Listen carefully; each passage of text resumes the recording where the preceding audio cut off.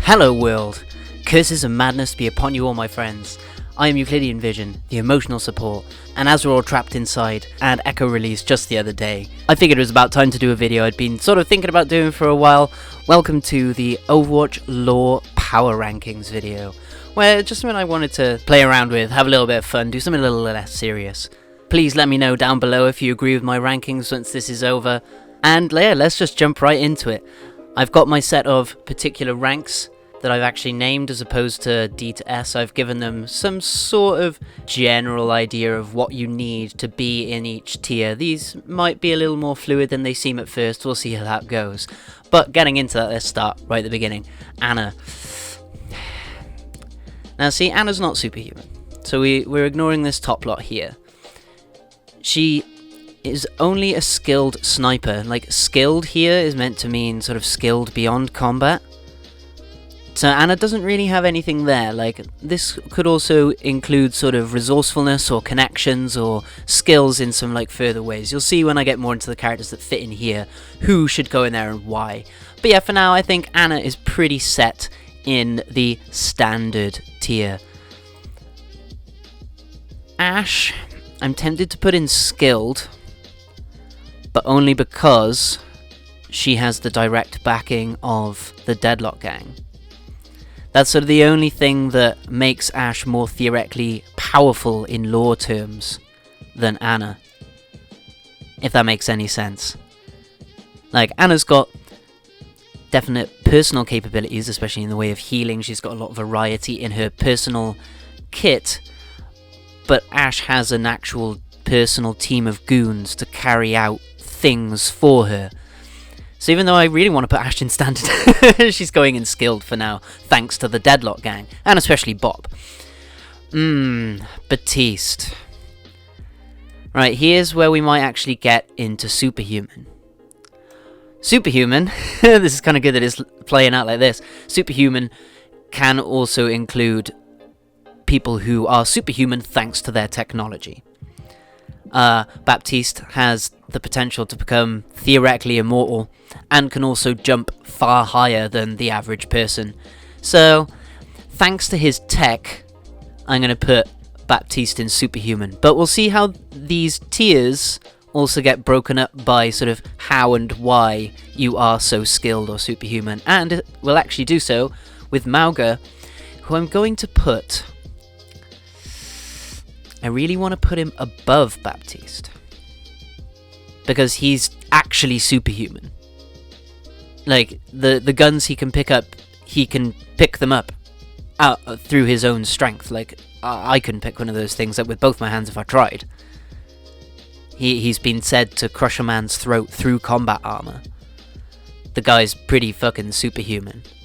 So I think the difference sort of comes, like, if you rely on tech for your superhumanness, you will be slightly lower down the B tier? Yeah, the B tier, the superhuman tier. So then Bastion. He's got a gun, he is a gun. He is 3 guns. He's 2 guns and a tank. But he has no skills beyond that. He's got a pet bird. Nah, okay, Bastion goes in standard. And below Ana, because Ana does at least have some further capabilities beyond killing things. Like, Ana was a decorated captain of Overwatch. Ooh, kind of makes me want to put her in skilled. I'll leave her in standard for now. We'll see how that pans out. Brigitta, yeah, she's a squire. She's only just learning. She's probably very physically strong for what she's capable of, and she's probably relatively skilled for the probably short amount of time she's been properly training under Reinhard, but yeah, Bastion might be able to just outright slay Brigitta. Ana has a lot of tools to be able to deal with Brigitta and is probably experienced enough to be able to sleep dart her at the exact right time and then have a casual conversation with Reinhard about the young lady who just jumped her. They know each other, obviously, but you know. So, yeah, Brigitta's going at the bottom of standard tier for now. Diva. She's at least there. Like, thanks to the mech, she is easily as superhuman as Mauga. She's got the power of flight. She's fucking way hardier than the average person. I don't know how much that strength actually translates into the mechs themselves, especially for someone like Demon, who might actually be sort of physically stronger than D.Va. D.Va's actually a really special case that I really should have put up there.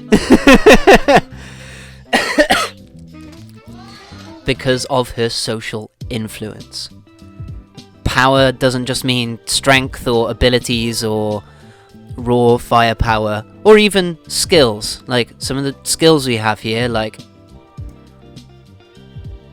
other people, yeah, should earn people some pretty high spots in here. There's not going to be too many in the special category, but D.Va particularly, because of her social influence, I think that she has the ability to actually affect like social change, which puts her in the S tier, the special tier.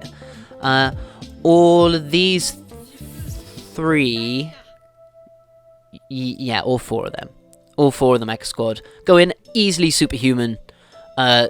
Demon is probably physically the strongest.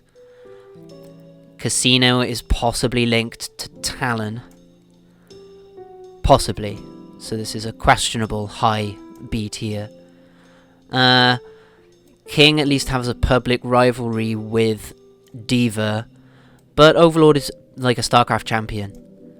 And Casino's also a racing driver. So yeah, he has the most varied skill set, whereas these three are all gamers. And none of them have anything super particular about their skill set that we know of just yet. But given Demon's mech beast, it's probably physically the strongest, so we'll go with that for now. Ish. Okay. Doomfist. Okay, easily superhuman. Definitely more so than Baptiste. He's got a lot of integrated tech. He's got his own personal shield generator. He's got his own Super Doom Gauntlet. He has shotguns in one of his hands. Yeah, the guy's pretty fucking kitted out. Like, he's... sort of want to put him in Superpower. Nah, he's not Superpower. Given that he's said to be able to punch through buildings... yeah, let's do that.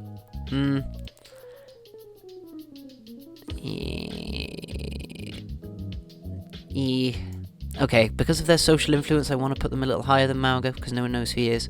But he's a fucking beefcake. We are including the extra characters in here. But, right, here's one that'll either go there, because of resourcefulness and influence, or I want to put them right at the bottom of here, because they've got no combat abilities.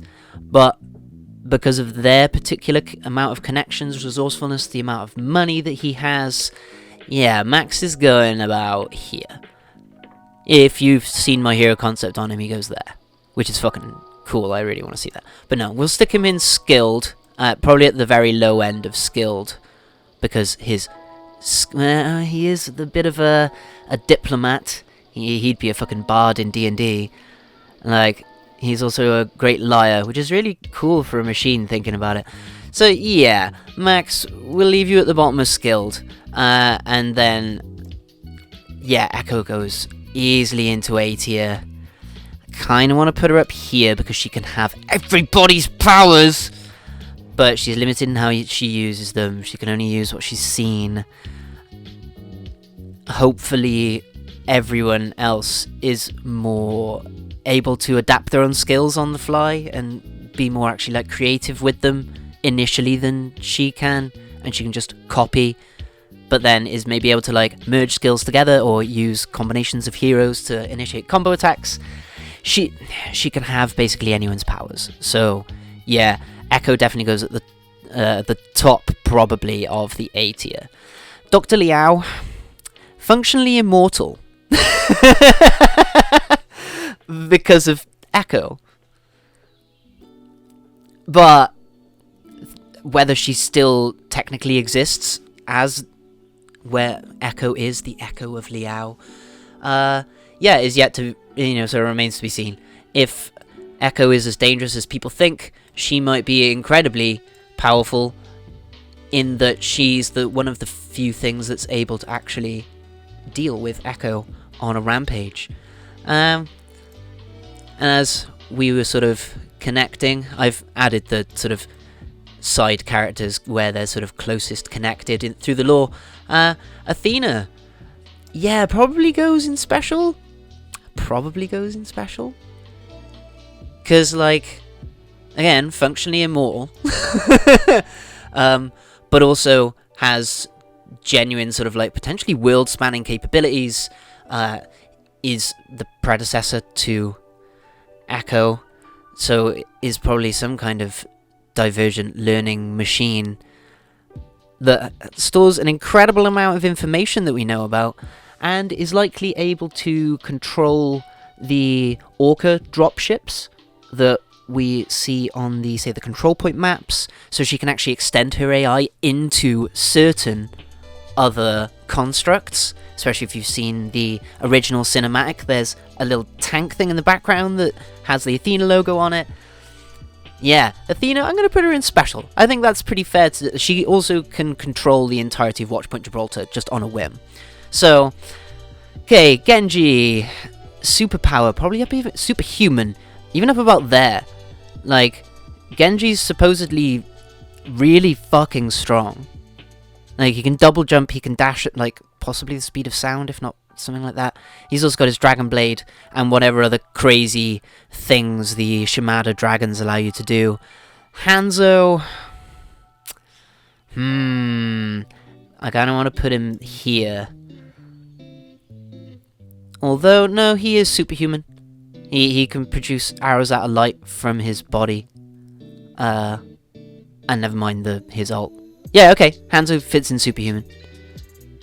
At least here? Yeah, we'll say that. Junkrat, standard. Yeah, let's put you there. In fact, let's put you there. Just because you're damaged, you don't know enough. No, you don't know enough, Bastion. Like, you're probably more actually skilled than Bastion is, but you probably still won't die. Junkrat, experienced, crazy, reckless, explosives expert, pretty deadly, known ruthless killer.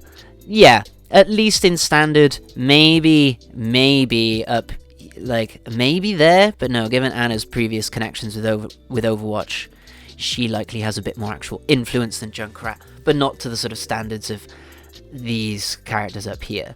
Lucio, ooh, shit. Huh. I'm a Lucio main, and I didn't even think of that. Like, I was gonna put him in here.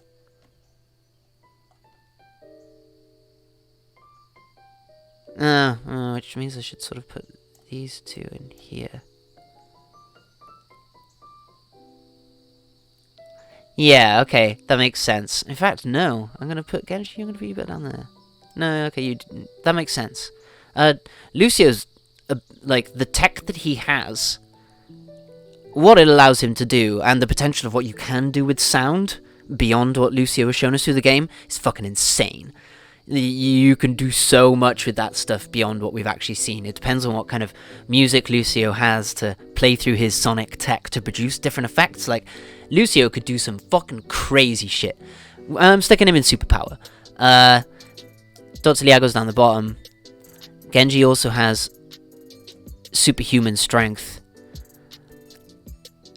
Lucio is only, like, superhuman really thanks to his tech, which, I mean, both of these are as well. I think that the Shimada technology is some kind of, like, energy transferal sort of nano tattoo, sort of draws on chi, like literal body energy, to allow them to produce light and energy. Not sure. Mccree. I'm actually going to put you in here. Because of a very particular thing that's known about Mccree, is that he's meant to be one of the, if not the best tracker in the world, like one of the best people for finding people. Admittedly, he didn't find Anna, but that's how we learned that, like, we even put Mccree on it. That's pretty impressive. I kind of really wanted to put him in standard, and obviously it's weird thinking of him in comparison to these characters. But yeah, because of that very distinctive thing, he's always able to get into places where he shouldn't. He's probably way more skilled in espionage than we know. Okay, Max's resources puts him at the top, actually, compared to what their skills grant them. Yeah, okay, mate, you can go at the top of skill, that's fine. Mei, ooh, superpower.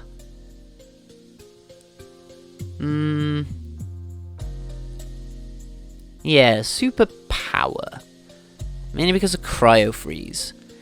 I mean, she's at least got, like, assistance from Snowball and skilled cryogenicist. Ability to freeze people. Admittedly, like, she's not really superhuman, but she definitely has, I'd say she has a superpower. She has the ability to quickly regenerate her cells through some form of cryostasis healing technology. We'll say that for now. Mercy, leaning into superpower. No, we haven't seen Res be used in any kind of direct... Oh, she's got a superpower. Yeah, holy shit. Like, in 0 Hour, she literally heals Mei just at a touch. Like, her Valkyrie suit evidently heals her, but can also heal others. But that's a suit granting a superpower. Like, all of these guys' tech, it grants them superhuman abilities, not superpowers, if that makes any sense. Unless, like I think, Casino, through his Tannin links, is going to be given a working slipstream drive for his mech. And that's one of the reasons that Talon went and got Sigma, because he'd actually be able to complete the slipstream tech properly, and then they'd put it in a racing driver mech in one of the most prolific positions in the world at present. Yeah, fucking right. Hell of a Talon agent that would make. I really want to see that now. Moira, ooh, superpower. Yeah, I'm gonna at least go all the way up to there. Like, Moira has one of the genuine fucking superpowers, even though it's technologically induced, of the Overwatch universe. And just put him there. Just the smoky ghosts are pretty fucking powerful, especially when you think in terms of superpowers. On to Orisa. Okay, I really want to put her in superhuman, because she is. She's probably about here. But when you think about it like that, Bastion is physically superhuman. Holy shit. Is Brigitta counted as superhuman because of her? No. Farah. Yeah, Farah'd be another superhuman. Anubis, fucking special as fuck. You could count flight as a superpower. No, okay, I'll keep it with these guys. Okay, we'll stick her up there, because she's got something close to a superpower. These all have, like, temporary flight. Farah has more, like, sustained flight. So yeah, we'll go with that. Yeah, Anubis. Yeah, that's really looking up in the special category. The ability to control all sorts of other machine life. Yeah, Anubis is definitely S tier powerful in the terms of the Overwatch universe. Fucking right. Reinhard. You're gonna go around here. I just want to put you actually level with them. Yeah, that's about right. That's about how genuinely superhuman and, like, actually, like, strong these guys are. Yeah, that works for me. Like, Ryan is a beast without his armor, as Doomfist is a beast without his glove, but, you know. Roadhog. Roadhog's really hard one. Like, I'm tempted to put him in superpower because of his sort of regenerative ability. And the fact that he has so much health. When you think about it, like, him having that much health is like, there's something awfully off with this man. Yeah, I'm gonna put him at the bottom of superpower. Like, yeah, that works for me. I'm gonna put him at the bottom of superpower. Like, I would have put him, he's easily around these guys in terms of, like, superhuman strength, theoretically. But none of them have sort of an actual inherent superpower like Roadhog has. You can argue Doomfist sort of does with his, his inbuilt sort of shield generator. But, nah, we'll stick with that for there. The Junker Queen. We don't know enough about her, really, but just given the fact that she leads the Junkers, and with a war with Null Sector coming up, yeah, the kind of person who can make a world-changing event happen, that's that lady there. Watch out for her. Fucking super watch out for her. Sigma. I really want him to be at the top of superpower because the guy literally is basically a fucking god. Actually, yeah, I am. I'm going to put him above Echo because his power is... Oh, wait, we need to order these. Oh, I've just totally screwed that up. Athena would go there. Yeah, at present, Anubis has both Anubis and Athena have some quite fatal flaws. Holy shit. Holy shit. No way. Okay, wow. I didn't expect that. Fuck. Yeah, I'm gonna put Sigma at the top of superpower because he's functionally a god. The guy manipulates gravity. Like, you can copy that for a little lady, but Sigma. He will show you a new understanding of violence. Yeah, given also the fact that Sigma is way more of his own person, Echo, sorry, I hope you do become one. Given he's way more of his own person, initially, oh shit, he isn't anymore, really. He's at least far more skilled in other areas than someone like Echo. Like, Moira is an incredibly skilled biologist and chemist, I would assume. Geneticist, that's her main field of study, duh.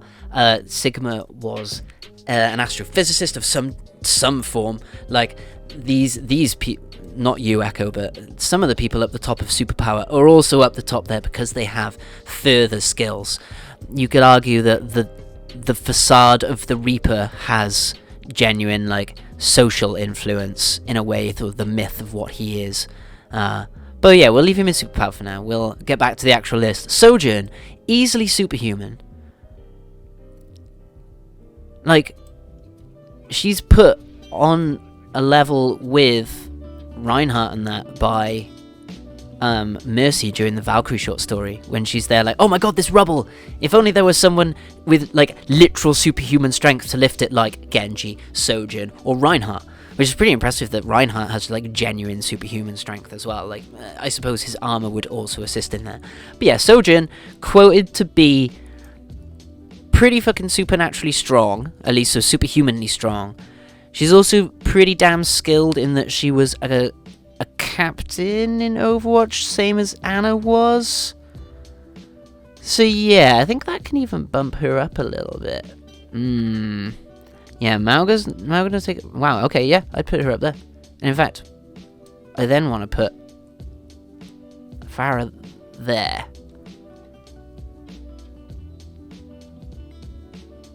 Just because of her experience in the military and actually leading, which Mauga doesn't have, Baptiste doesn't have. Yeah, Baptiste is definitely at the bottom end of superhuman here. Soldier, someone with an actual fucking superpower and an actual genuine superpower. He's also, like, superhuman as well. Yeah, I'm gonna put him there. Because Soldier has his own actual sort of healing factor. Like, his wounds can theoretically heal themselves, at least according to the Bastet short story. So yeah, So Soldier, I'm going to put in the very middle of the sort of superpower category.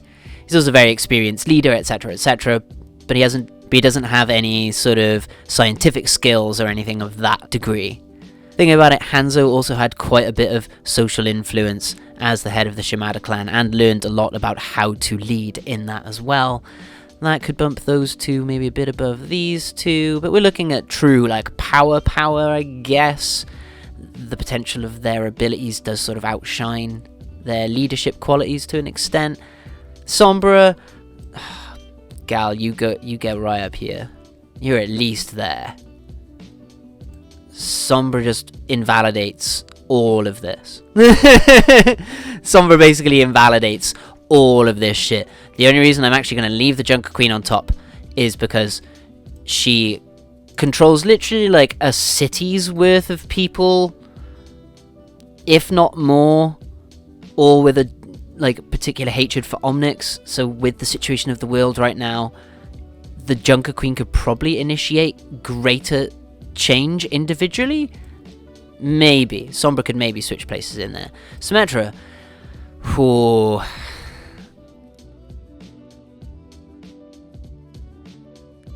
Purely because, again, the creativity. Like, in fact, Symetra is almost like a hard counter to Echo. So that actually sticks her above there. Like, Symetra, not in the game, but in lore, Symetra would be sort of like a hard counter to Echo because she can make anything. She could always make a different thing every time Echo copied something. Like, her creativity is what allows her to beat out Echo. She's fucking turquoise lantern, man. Like, Symetra's super fucking powerful. I really want to put her up in special. She doesn't affect any social change. Ooh. Oof. It's not fair. We're gonna put him there. I wanted to put him above Symetra because he's essentially her handler, so he essentially controls her. But that's obviously meant to change at some point. So yeah, the guy can affect quite large social change, actually. It makes me kind of want to put both of them up in special. Now, they have no combat abilities, but these two especially, their sort of business capabilities really help them like stick out higher up the rankings than they maybe should be. Torbjorn, yeah, we're gonna put him here. No, we're gonna put him there. The guy's got a forge built into his body. Yeah, superhuman. I mean, I guess you could say he almost has a superpower in that he could theoretically make anything he wants on the fly. Same as Symetra can. But no. I think, based on how Torbjorn works, how we've seen him work, he's an incredibly skilled man, obviously. But yeah, I think the actual sort of tech he has helps push him into superhuman. Sven. I'm going to put Sven. Bet you'd all forgotten about Sven. I'm going to stick Sven into the middle tier of skilled. Guy's evidently an incredible roboticist.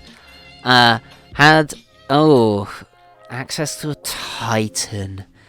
What does the ability to rework and then pilot a Titan count? Does that at least put him in superhuman? Alright, we're going to put Sven, no, we're putting you in skilled. I don't want to put you in superhuman. Sorry, Sven. I mean, I've allowed them their mechs. Yeah, cool. Oh, fuck. Sven goes to the top of superhuman.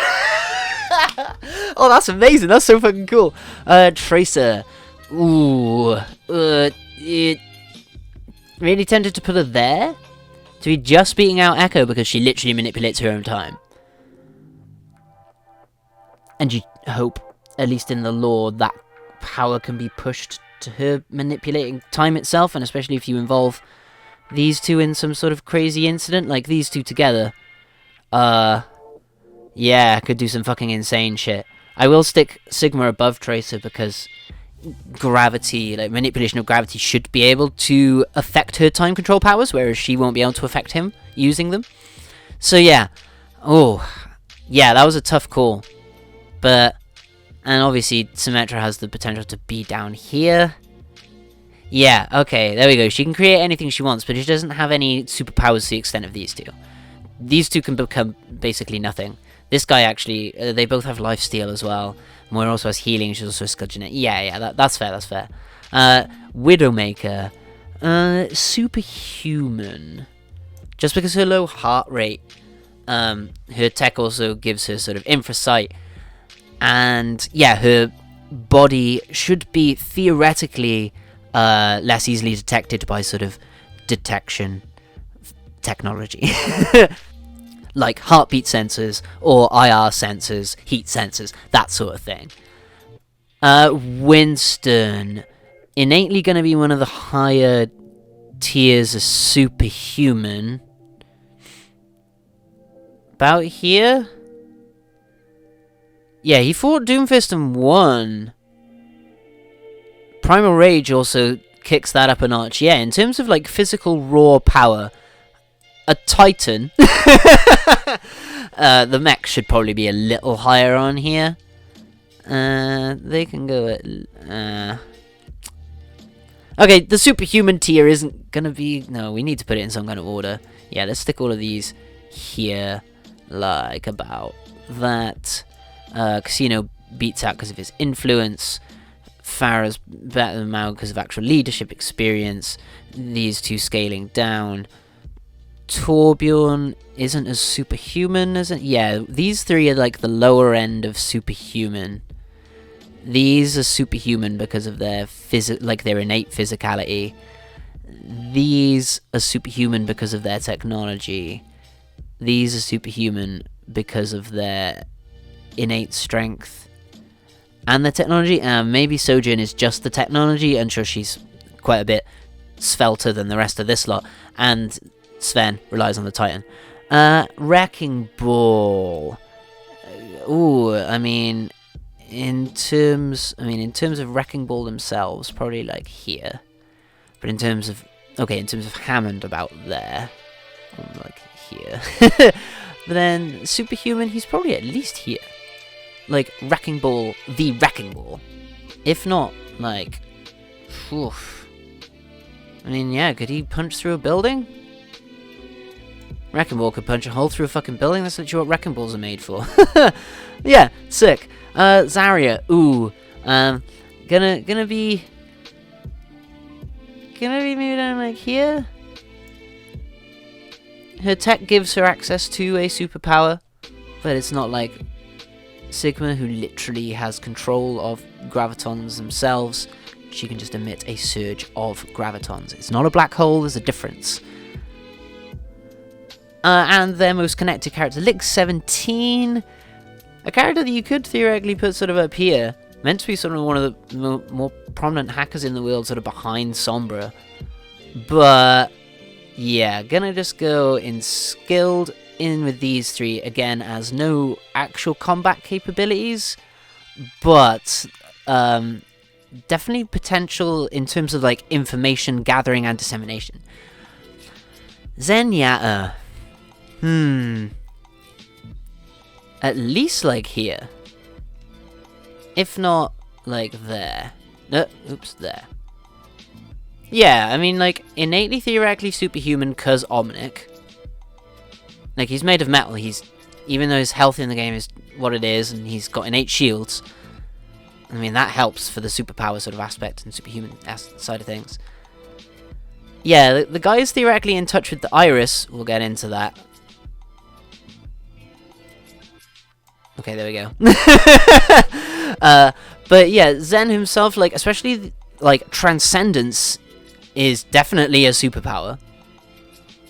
And the fact that he can produce seemingly solid extra arms, his, like, fist bump emote, he makes what would be, like, sort of Omnic energy hard light arms that fist bump each other. So theoretically, those are solid things. He can grow more arms. That's a superpower. The iris. This is the Shambali logo, or a chunk of it. The image sort of got cropped a bit. I think the iris is actually up here. Yeah, that's going at the very top, because theoretically, the iris. It's probably in the similar vein to these two. Like, the iris could be a god program, or a god AI, whichever you prefer to use. Because even Jeff Kaplan referred to the god programs as god AI. He referred to Anubis directly as a god AI very recently in an interview. And then there's a story about it that they really want to tell. Which, god programs are a thing. Fuck you, Michael Chu. And given our last but not least, Null Hector, Void, Cosmo, I don't know, whatever the fuck you want to call him. The leader of Null Sector, guys up, like, here. Because, like, sure, the Junker Queen could initiate huge social change.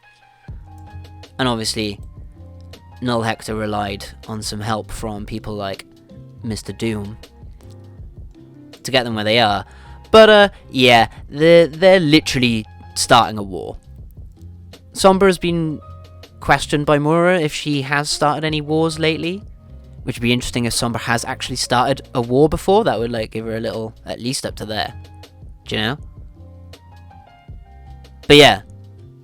I'm out of characters. Oh, right. Yeah, there you go. What do you think of my Overwatch lore power rankings? Comment down below. Let me know what you think of all these, which characters you'd move up or down, if there's any characters you think I've missed out that would be worth talking about. Someone like Dr. Faisal could probably be up in maybe even at the special tier if they were discovering something super important to the history of the Overwatch universe through their archaeological study, but they'd probably actually be down in skilled somewhere. But yeah, I mean, I hope that this is actually interesting for some of you. I think this is really fun. I'm going to be doing some more rankings over the next few days of maybe sort of like physical strength, as I spoke about it with this, although we've sort of got a relative indication here, like, yeah, MVP in actual, like, physical innate strength in the Overwatch cast, probably Winston. Primal Rage Winston. There we go. I hope that was enjoyable for you all. I'll hopefully see you in the next ranking, which will probably be on, like, backstory, like who has the best backstory, like, or the best presented backstory, maybe even. Yeah, we'll see tomorrow. Yeah, see what I do tomorrow. As we're all stuck inside, I'm gonna just try and smash out a quick video every day. I hope you enjoyed for, like, the billionth time. Take care of yourselves out there, teammates. I've been Euclidean Vision, the emotional support. Go in peace, and may the glorious light of Beskil shine within you. Bye bye.